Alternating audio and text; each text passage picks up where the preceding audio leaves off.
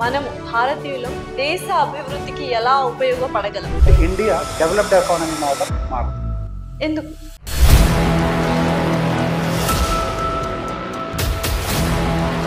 Population ఎక్కువ ఉండడం వల్ల కూడా ఇది ఒక రీజన్. ఏదో ఒక పని చేసుకోవడానికి మన వాళ్ళకి నామోష్ ఎక్కువ. అదే అమెరికాలో వెళ్ళి వర్క్ చేస్తారు, ఇక్కడ చేయరు. మీరు ఇప్పుడు ఏం చేస్తున్నారు? మీరు ఈ దేశంలో ఉంటూ దేశానికి ద్రోహం చేస్తున్నారు.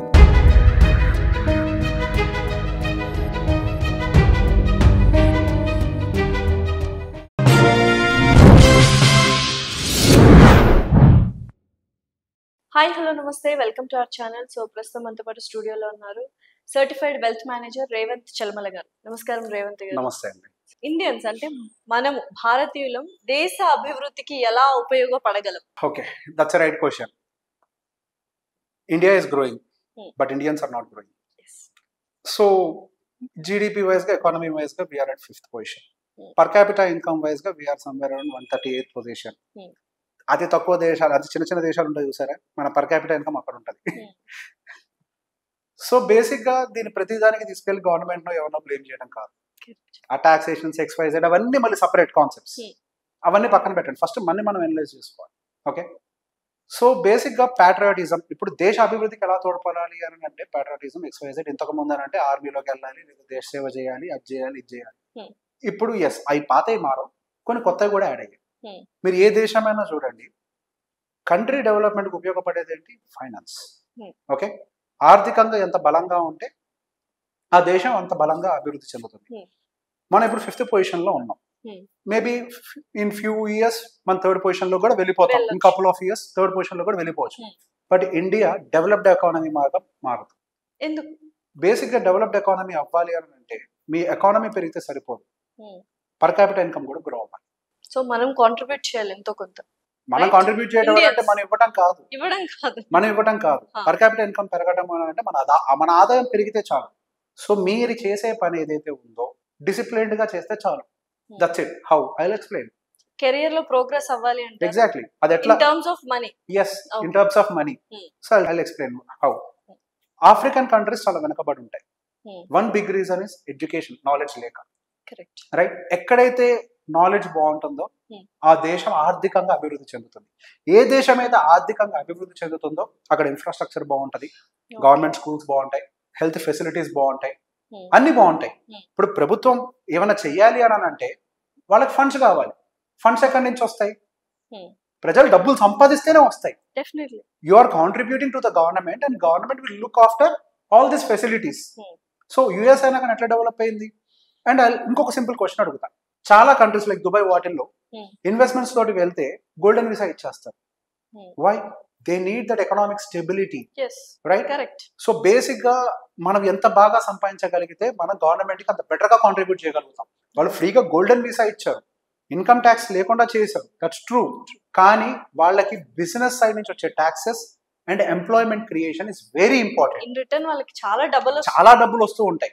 సో బేసిక్ గా ఎంప్లాయ్మెంట్ క్రియేషన్ కోసం చాలా కంట్రీస్ డబ్బులు ఉన్న వాళ్ళని మైగ్రేట్ అవ్వమని వాళ్ళు బతిలాడుతూ ఉంటారు.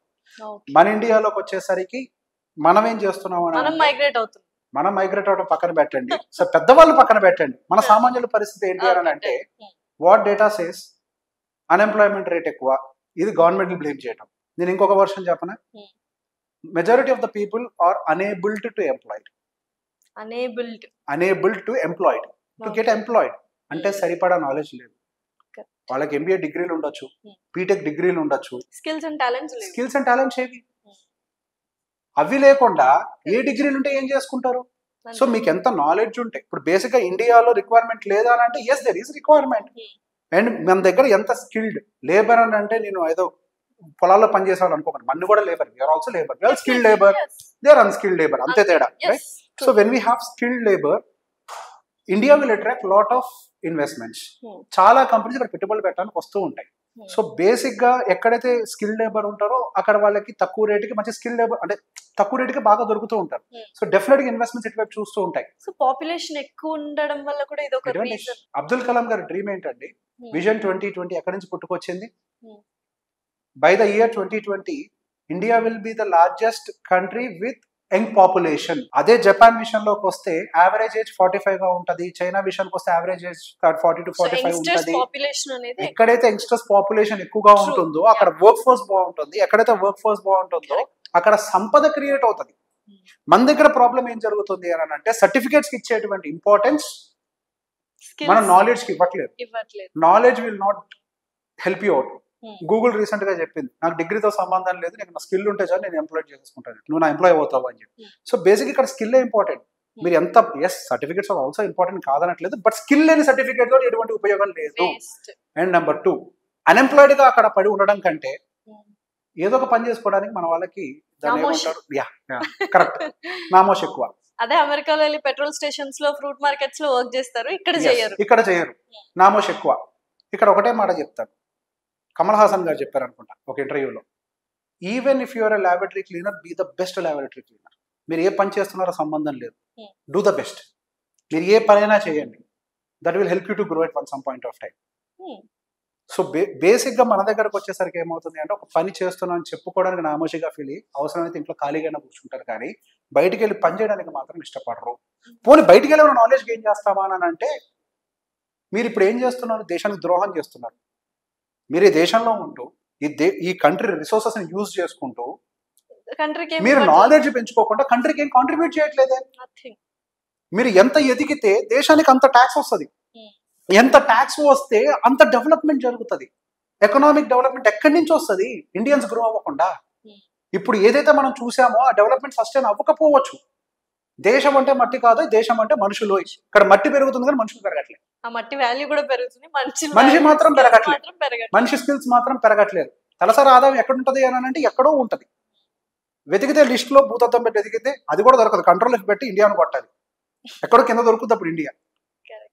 అది పెంచుకోవాలి కదా మనం. అది పెంచడానికి అన్ని గవర్నమెంటే చేయాలా? ఏం చేసుకున్నావు? ఈ బుర్ర ఉంది, చేతులు ఉన్నాయి, చదువుకున్నావు, you have your skills to do. ఏదో ఒక స్టార్ట్ చేసుకో. జిరాక్స్ సెంటర్ పెట్టుకున్న డబ్బులు వస్తాయి కదా, తప్పేంటి అందులో? Even I came from scratch, ఏమీ లేని దాని నుంచో వచ్చాను నేను కూడా.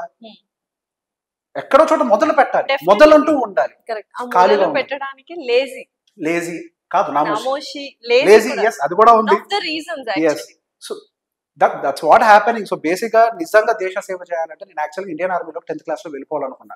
మా అన్న నన్ను పిలిచి ఒక మాట చెప్పాడు, నువ్వు నిజంగా దేశానికి సేవ చేయాలంటే బార్డర్లోకి వెళ్ళి గన్ పట్టుకోవాల్సిన అవసరం లేదు. You can do much better sitting here. Much better. కష్టపడు, సంపాదించు, ట్యాక్సులు కట్టు, నీ నాలెడ్జ్ నలుగురికి షేర్ చేయి.